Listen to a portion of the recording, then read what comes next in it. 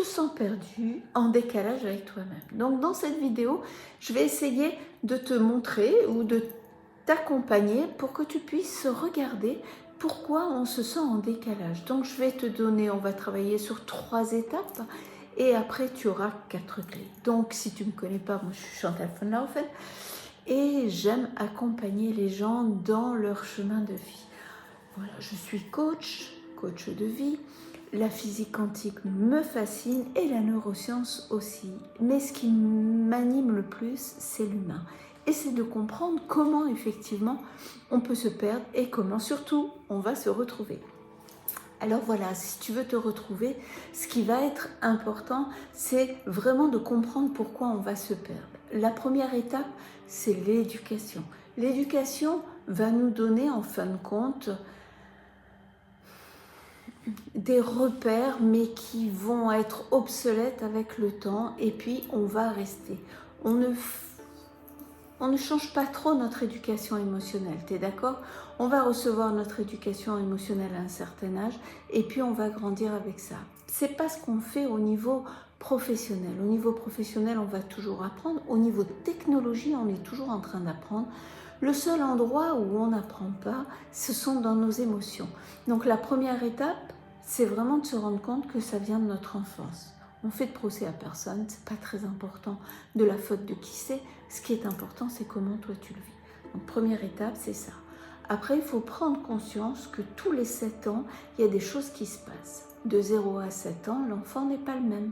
De 7 à 14, on n'est pas du tout les mêmes non plus.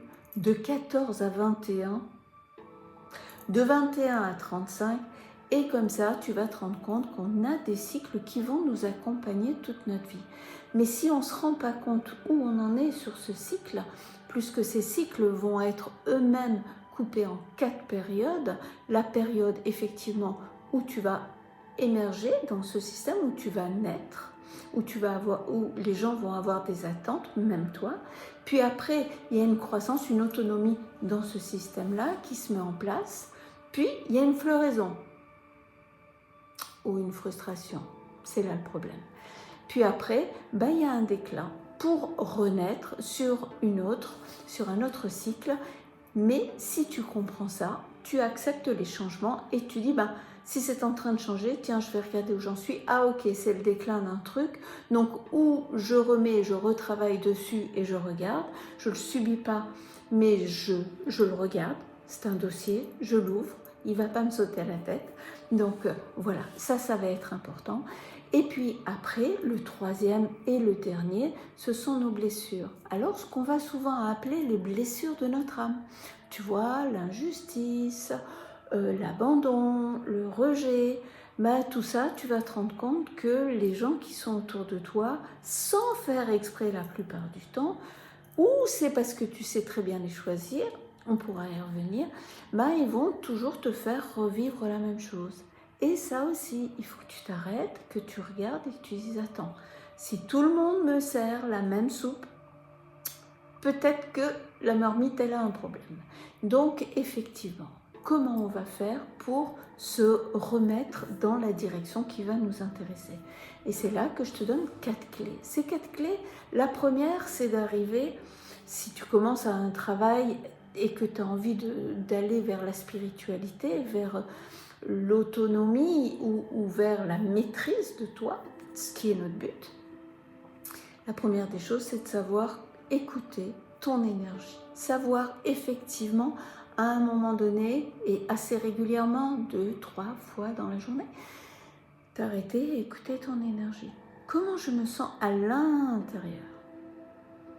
Je prends 1 ou 2 inspirations et waouh, ok. Et comment est mon champ énergétique? Et là, tu vas te rendre compte que des fois, il va y avoir des trous, parce que bien sûr, effectivement, comme tes pensées sont toujours zappées dans une direction qui n'a pas beaucoup d'importance, mais qui te mange beaucoup d'énergie, c'est là que tu vas te sentir fatigué pour essayer de faire ce que les uns et les autres vont te demander. Donc, voilà, une chose qui est très importante, c'est d'arriver à se scanner.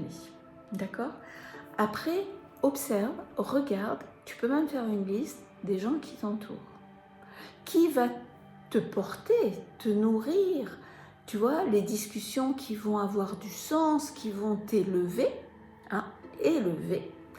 Et les autres qui vont te dire, non mais attends, là ça sert à rien, là tu perds du temps, mais pourquoi tu veux aller plus loin? Contente-toi de ce que tu as, retourne. Voilà.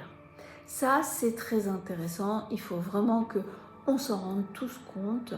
Je veux dire, c'est l'ambiant qui va quand même faire la différence pour que ton instrument, ton corps, ton âme, tout ça, eh ben, ça aille dans la même fréquence, dans la même résonance, dans le même sens.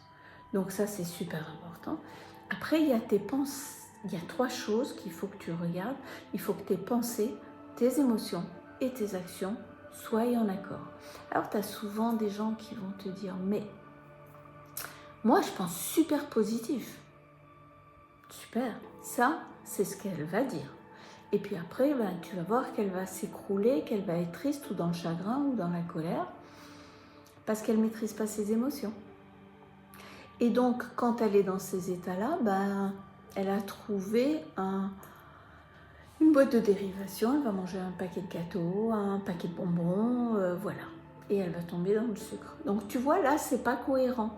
Donc, si c'est pas cohérent, si tes pensées, tes émotions et tes actions ne sont pas alignées, ça risque d'être un tout petit peu compliqué.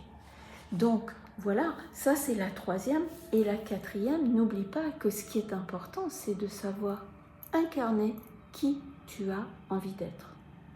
Parce que si tu ne changes rien, rien ne changera. Alors si aujourd'hui tu dis oui, mais je suis une... Oui, ça c'est le résultat d'hier. Donc, reste pas sur le résultat d'hier. Commence déjà à regarder le résultat de demain. Alors pour faire ça aussi, je vais te donner un petit exercice tout simple et assez sympathique à faire, mais pas toujours aussi confortable que ça. Tu vas voir si tu t'y prêtes. C'est d'écrire une lettre à toi-même dans 3 ans. Qui veux-tu être et qui seras-tu? Et ça, c'est super intéressant parce que si quelque part tu ne te vois pas, si tu n'as pas Dieu pour ce que tu veux, eh ben ça va être compliqué d'incarner qui tu veux. Et tu vas après toujours incarner ce que les autres veulent de toi. Et c'est là que tu me dis après, eh ben je suis perdue parce que je ne sais pas qui je suis. Ah, ok. Donc si tu veux incarner qui tu es, ben n'oublie pas. Commence à te scanner. Regarde si tu as aligné tes pensées, tes émotions et tes actions. Tu vois, parce que ça va être super important de pouvoir à tout moment se dire comment je me sens, comment je sens mon champ énergétique, ok, ça va. Comment sont mes émotions, comment sont mes pensées, ah ok, ça va. Avec qui je m'entoure, de qui je m'entoure, ah il y a encore 1 ou 2 personnes qui sont un peu toxiques, bon, je vais pas les blacklister ou les ghoster, je vais juste m'éloigner un petit peu et puis elles vont se rapprocher de personnes qui leur ressemblent. Ce qui est important, c'est de savoir s'entourer de gens qui nous ressemblent. C'est ce qu'on va appeler des mêmes. Donc voilà, si tu veux vraiment te retrouver, je crois que je t'ai donné des clés. Je peux aussi t'accompagner. Tu peux prendre rendez-vous. Il y a un calendrier où je t'offre 1 demi-heure où on pourra discuter et regarder si je peux t'aider. Et je suis sûre que je le pourrai, mais voilà. Je te laisse libre de faire ce que tu veux avec ça. Et on se voit bientôt sur une prochaine vidéo pour t'expliquer comment, effectivement, il y a d'autres choses qu'il faut qu'on arrive à régler. Je te souhaite une bonne journée et à très vite.